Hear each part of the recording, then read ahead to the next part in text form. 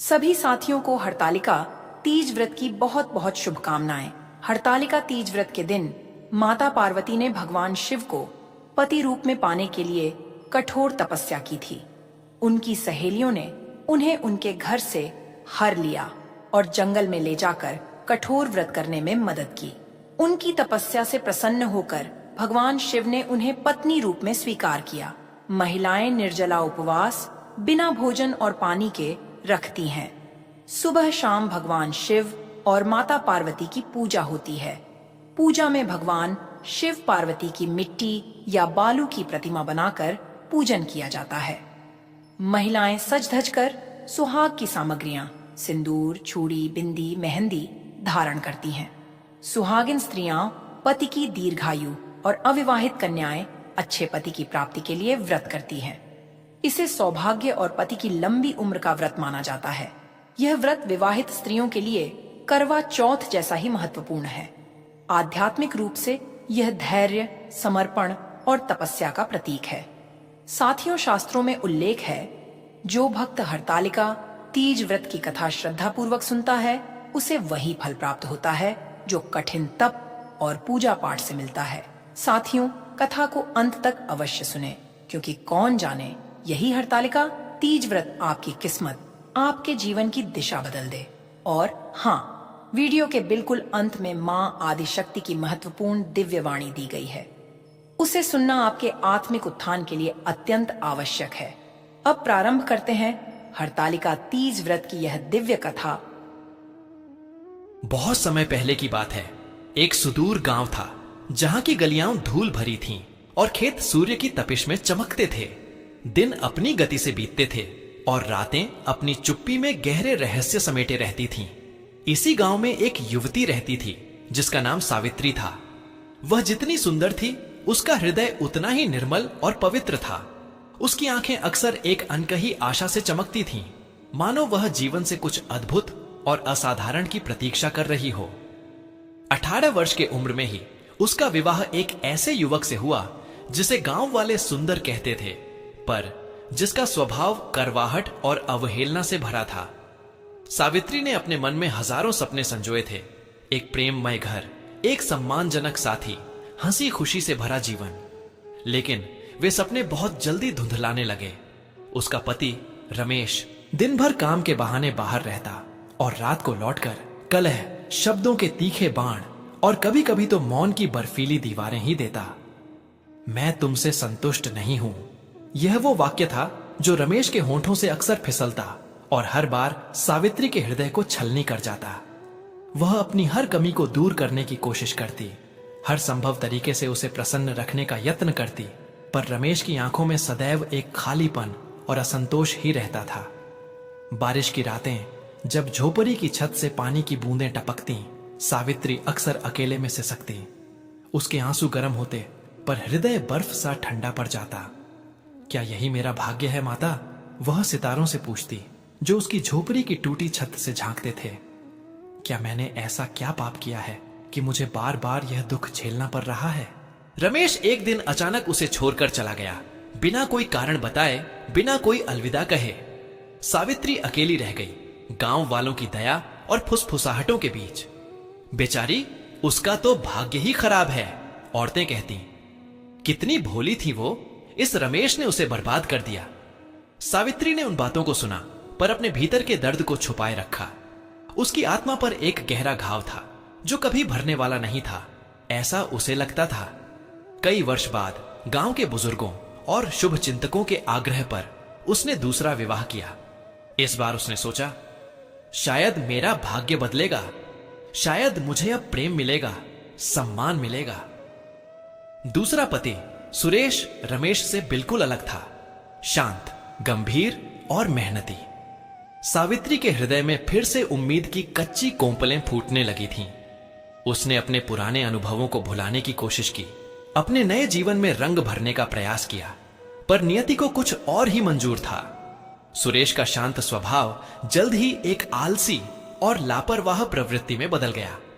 वह काम से जी चुराता, घर चलाने की जिम्मेदारी से मुंह मोड़ता, और जब सावित्री उसे टोकती तो वह बस एक सूनी निगाह से उसे देखता, जैसे वह कोई पराई हो। आर्थिक तंगी ने उनके जीवन को और भी दूभर बना दिया। कब तक मैं ऐसे जीऊंगी? सावित्री एक दिन अपने आप से चिल्लाई। उसके भीतर का धैर्य जवाब दे रहा था, क्या मेरा जीवन केवल संघर्ष और निराशा से भरा ही रहेगा? क्यों नहीं मुझे प्रेम मिलता? क्यों नहीं मुझे एक सच्चा हमसफर मिलता? उसकी आवाज में दर्द था, क्रोध था और एक गहरी अथाह निराशा थी। वह सोचती, क्या मेरे भीतर ही कोई कमी है? क्या मैं प्रेम के लायक नहीं हूं? यह विचार उसे अंदर तक खोखला कर रहे थे। कैलाश पर्वत पर अपने दिव्य लोक में, जहां बर्फ से ढकी चोटियां बादलों से बातें करती थीं और ओ तैम्य की दिव्य ध्वनि हवा में गूंजती रहती थी, माता पार्वती अपने प्रिय भगवान शिव के साथ विराजमान थीं। उनकी दिव्य दृष्टि तीनों लोकों में विचरण करती थी और उनके हृदय में हर जीव के लिए असीम करुणा थी।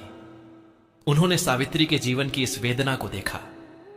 देखे महादेव, पार्वती माता ने अपने कोमल स्वर में कहा, इस निष्पाप आत्मा का कष्ट, यह सावित्री जिसकी आंखों में एक अविचल श्रद्धा और हृदय में अपरंपार प्रेम की चाह है, बार बार दुख के चक्र में फंस रही है।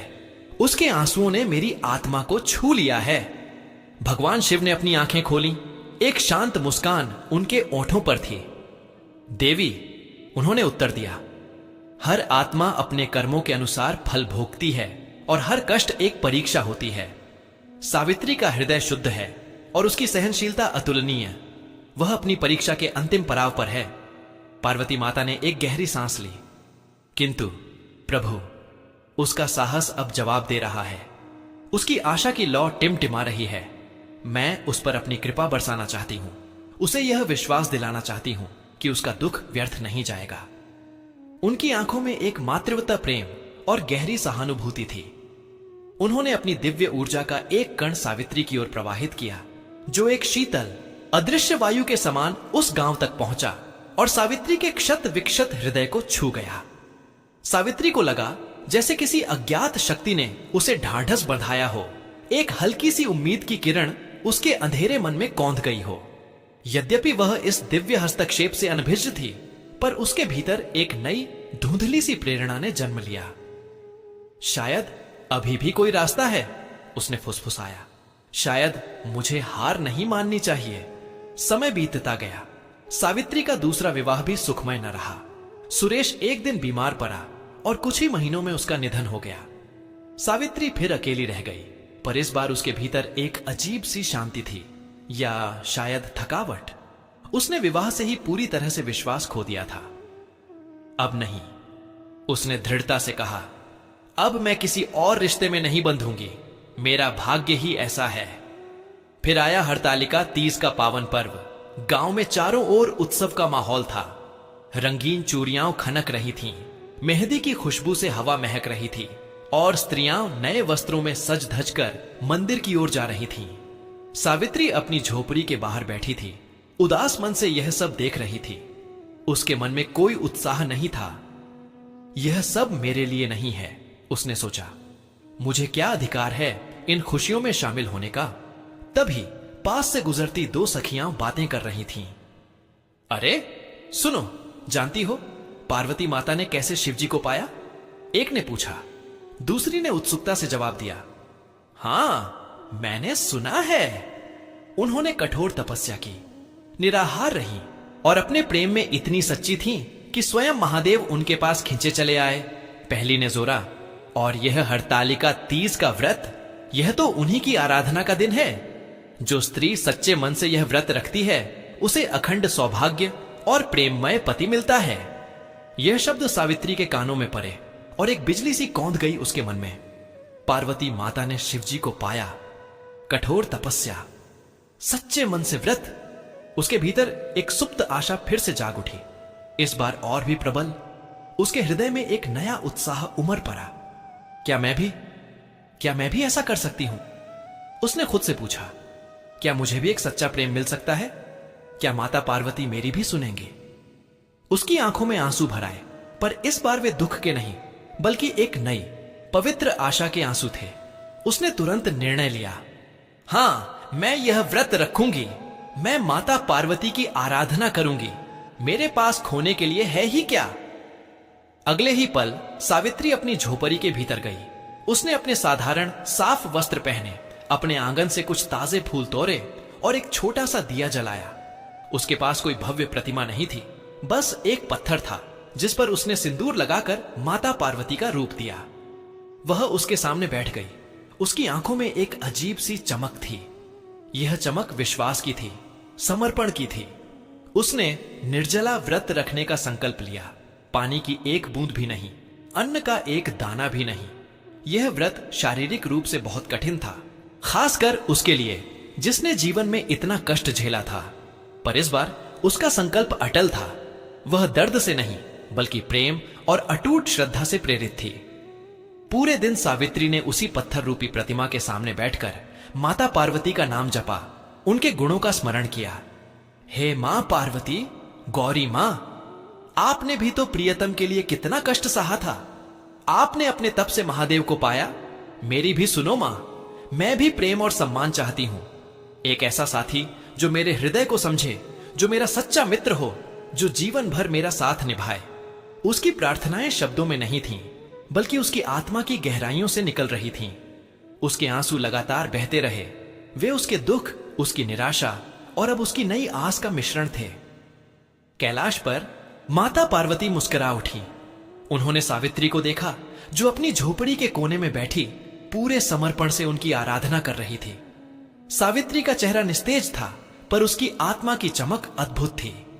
देखे महादेव, पार्वती माता ने कहा। उनकी आवाज में अपार स्नेह था। देखो इस मेरी पुत्री की श्रद्धा, उसकी आत्मा की पुकार। भगवान शिव ने सिर हिलाया। उसने अपनी परीक्षा सफलता से पूरी की है देवी। अब समय आ गया है उसे उसका उचित फल देने का। पार्वती माता का हृदय वात्सल्य और करुणा से भर उठा। हां प्रभु, अब उसे सुख मिलेगा, वह सुख जिसकी वह इतनी प्यासी रही है। रात गहरी हो चुकी थी। चांद अपनी शीतल चांदनी बिखेर रहा था।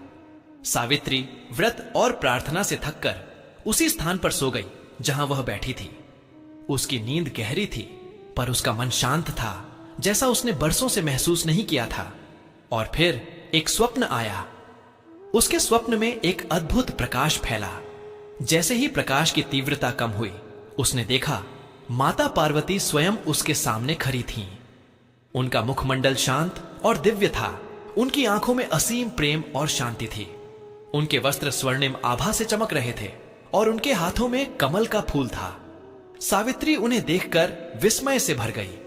वह अपने घुटनों पर गिर पड़ी। उसकी आंखों से खुशी के आंसू बह निकले। मेरी पुत्री सावित्री। पार्वती माता की आवाज मधुर और गंभीर थी, जैसे गंगा की अविरल धारा। तेरी निष्ठा, तेरी सहनशीलता और तेरी पवित्र श्रद्धा ने मेरा हृदय छू लिया है। मैंने तेरे जीवन के दुख देखे हैं, तेरी पुकार सुनी है। तूने सच्चे मन से मुझे पुकारा है और मैंने तेरी प्रार्थना स्वीकार कर ली है। सावित्री का हृदय तीव्र गति से धड़क रहा था। वह कुछ बोल ना पाई, बस रोती रही। उठो मेरी बच्ची, माता पार्वती ने स्नेह से कहा। अब तूने अपनी सभी परीक्षाओं को पार कर लिया है। तेरा अगला जीवन सुखमय होगा। अब तू सुख और सौभाग्य का अनुभव करेगी। तुझे एक ऐसा धर्मनिष्ठ पति मिलेगा जो तेरे हृदय को समझेगा, जो जीवन भर तेरा सम्मान करेगा और तेरा साथ निभाएगा। तेरा जीवन प्रेम और खुशियों से भर जाएगा। माता पार्वती ने अपना दाहिना हाथ उठाया और सावित्री को आशीर्वाद दिया। उस स्पर्श से सावित्री के भीतर एक अद्भुत ऊर्जा का संचार हुआ। उसके रोम रोम में एक नई आशा और शांति भर गई। जैसे ही माता पार्वती का दिव्य रूप धुंधलाने लगा, सावित्री ने अंतिम बार उनकी ओर देखा। उसकी आत्मा को एक अनकही शांति मिल चुकी थी। सावित्री की आंखें खुली। सूर्य की पहली किरणें उसकी झोपड़ी के भीतर झांक रही थीं। वह उठ बैठी और अपने चारों ओर देखा। सपना था या हकीकत? उसके हृदय में अभी भी उस अद्भुत शांति की अनुभूति थी और माता पार्वती के शब्द उसके कानों में गूंज रहे थे। तेरा अगला जीवन सुखमय होगा। एक अविश्वसनीय विश्वास ने उसे घेर लिया था। उसके भीतर का दुख, भय और निराशा पूरी तरह से मिट चुकी थी। उसने एक गहरी सांस ली और एक नई दृढ़ संकल्पित मुस्कान उसके चेहरे पर आ गई। अगले ही वर्ष सावित्री के जीवन में सचमुच एक अद्भुत परिवर्तन आया। उसकी आंखों में अब वह पुरानी उदासी नहीं थी, बल्कि एक शांत चमक थी, एक आत्मविश्वास था। उसकी मुस्कान में एक अनोखी पवित्रता झलकती थी। लोग उसे देखकर चकित होते थे। ये वही सावित्री है जो कभी इतनी दुखी रहती थी। उसी गांव में एक युवक था जिसका नाम था माधव। माधव एक धर्मनिष्ठ, गुणी और विनम्र व्यक्ति था। वह अपने माता पिता का इकलौता पुत्र था और गांव में उसकी ईमानदारी और दयालुता के लिए जाना जाता था। माधव ने अभी तक विवाह नहीं किया था, क्योंकि वह ऐसी जीवन संगिनी चाहता था जो न केवल सुंदर हो, बल्कि जिसका हृदय भी शुद्ध हो और विचारों में पवित्रता हो। उसने सावित्री की पिछली कहानियां सुनी थीं, पर कभी उस पर कोई नकारात्मक विचार नहीं रखा, बल्कि उसने सावित्री के धैर्य और उसके चेहरे पर आई नई शांति को देखकर प्रभावित हुआ था। एक दिन गांव के कुछ बुजुर्गों ने, जिन्होंने सावित्री के परिवर्तन को देखा था, माधव के सामने सावित्री के विवाह का प्रस्ताव रखा। माधव ने सावित्री के बारे में और जानने की इच्छा व्यक्त की। जब माधव और सावित्री पहली बार मिले तो एक अजीब सी शांति और एक अटूट बंधन की भावना ने उन्हें घेर लिया। सावित्री ने माधव की आंखों में सम्मान और समझ देखी, वह समझ जो उसने अपने पिछले विवाहों में कभी नहीं पाई थी। माधव ने सावित्री की आंखों में एक गहरी शांत शक्ति देखी जो उसके दुखमय अतीत के बावजूद अक्षुण्ण थी। मैं जानता हूं सावित्री जी, माधव ने अपनी शांत आवाज में कहा, सो कि आपने जीवन में बहुत कष्ट सहे हैं, पर मैं यह भी जानता हूं कि आपका हृदय बहुत पवित्र है। मैं आपको अपना जीवन साथी बनाना चाहता हूं और जीवन भर आपका सम्मान और प्रेम करना चाहता हूं। सावित्री की आंखों से खुशी के आंसू बह निकले। यह वही वरदान था जो माता पार्वती ने उसे दिया था। यह वही प्रेम था जिसके लिए उसकी आत्मा तरस रही थी। उनका विवाह अत्यंत सादगी से हुआ, पर उसमें एक अद्भुत पवित्रता और प्रेम व्याप्त था। माधव सचमुच एक धर्मनिष्ठ पति साबित हुआ। वह सावित्री का हर तरह से सम्मान करता, उसकी भावनाओं को समझता और उसके हर निर्णय में उसका साथ निभाता। उसने उसे केवल पत्नी नहीं, बल्कि अपना सच्चा मित्र, अपना हमसफर माना। सावित्री ने भी माधव के प्रति अपना पूरा प्रेम और समर्पण दिया। उनके घर में न कभी कलह हुई, न कभी उदासी ने पैर पसारे। उनके जीवन में एक मधुर संगीत बजने लगा था जो प्रेम, विश्वास और सम्मान की धुनें सुनाता था। सावित्री ने अपने जीवन में पहली बार सुख की अनुभूति की, वास्तविक सुख जो हृदय की गहराइयों से उमड़ता था। वह माधव के साथ अपने जीवन के हर पल का आनंद लेती थी, चाहे वह खेत में काम करना हो, या शाम को दिया जलाकर साथ बैठना हो, या तारों भरी रात में एक दूसरे से बातें करना हो। गांव वाले अब उसे सौभाग्यवती कहकर पुकारते थे और उसकी कथा को एक प्रेरणा के रूप में सुनाते थे कि कैसे अटूट श्रद्धा और धैर्य से कोई भी अपने भाग्य को बदल सकता है। सावित्री ने जीवन भर माता पार्वती का आभार व्यक्त किया। हर हरतालिका तीज के दिन वह अपने पति माधव के साथ माता पार्वती की विशेष पूजा करती, अपनी प्रार्थनाओं में अपने सुखमय जीवन के लिए धन्यवाद देती। उसकी कथा दूर दूर तक फैल गई और हर उस स्त्री के लिए आशा की किरण बन गई जो अपने जीवन में दुख झेल रही थी। उसने साबित कर दिया कि प्रेम और विश्वास से भरा हृदय और ईश्वर में अटूट श्रद्धा किसी भी कठिनाई का सामना कर सकती है और अंततः सुख और सौभाग्य को अपनी ओर खींच सकती है। सावित्री ने जीवन भर सौभाग्यवती रही, प्रेम, सम्मान और शांति से परिपूर्ण एक लंबा और सुखमय जीवन जिया। उसकी कथा आज भी यह प्रेरणा देती है कि भले ही जीवन में कितनी भी चुनौतियां क्यों ना आए, सच्ची श्रद्धा और धैर्य कभी व्यर्थ नहीं जाता और दिव्य कृपा सदैव उन पर बरसती है जो अपने हृदय में आशा की लौ जलाए रखते हैं।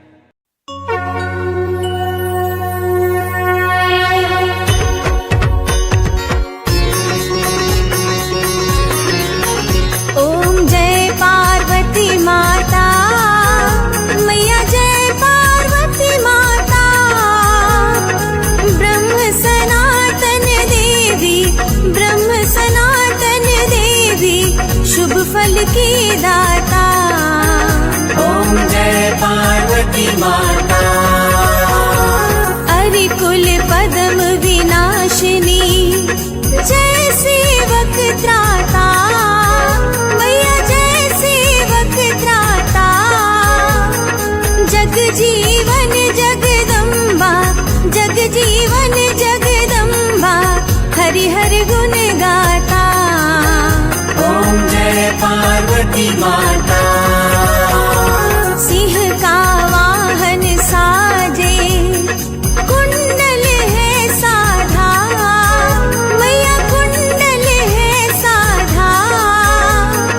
देव बंधु जस गावत, देव बंधु जस गावत, नृत्य करत था। ओम जय पार्वती माता। सतयुग रूपशील अति सुंदर, नाम सती कहलाता, मैया नाम सती कहलाता। हिमाचल घर जन्मी, हिमाचल घर जन्मी, सखियन संग राता। ओम जय पार्वती माता। शुंभ निशुंभ बिडारे, हिमाचल स्थाथा, मैया हिमाचल स्थाथा। सहस्रभुज तनोधर के, सहस्रभुज तनोधर के, चक्र लियो हाथा। ओम जय पार्वती माता। सृष्टि रूप तू ही है जननी, शिव संग रंग राता, मैया शिव संग रंग राता। नंदी भृंग बीन लही है, नंदी भृंग बीन लही है, हाथन मद माता। ओम जय पार्वती माता। देवन अरज करत तब, चित को लाता, मैया चित को लाता। गावत दे दे ताली, गावत दे दे ताली, मन में रंग राता। ओम जय पार्वती माता। श्री ओम आरती मैया की, जो कोई जन गाता, मैया जो कोई जन गाता। सदा सुखी नित रहता, सदा सुखी नित रहता, सुख संपत्ति पाता। ओम जय पार्वती माता।